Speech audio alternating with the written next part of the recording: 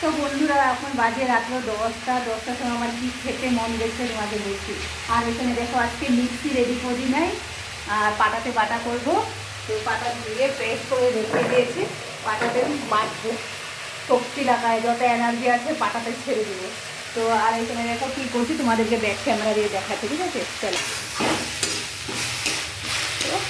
আমি ননস্টিকের কড়াইতে রান্না করি। এই কড়াইটা আমাদের বেশি ইউজ হয় না, মানে ভাজা পোড়া করলে আমি এই কড়াইতে করি না।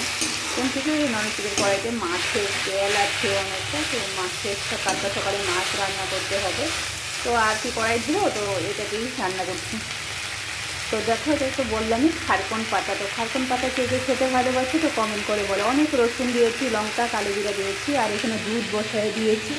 আমার এমন এই শরীরটা একদমই ভালো না, সর্দি, জ্বর, কাশি। তো বলো তোমাদের কাছে কি এরকম জানো, মানে জানো তোমরা কী খেলে সর্দি কাশি ভালো হয়ে যাবে, শরীর ব্যথা ভালো হয়ে যাবে? তো কমেন্ট করে বলো, ঠিক আছে? তো ভিডিওটা আমি একা একাই করছি, ওকে আর ডিস্টার্ব দিচ্ছি না, ও পড়াশোনা করছি, কলেজের কী করছে। তো চলো রান্না করছি, আর তোমরা কী করছো কমেন্ট করে বলো, ঠিক আছে? খাওয়া দাওয়া কমেন্ট করে বলো। টাটা।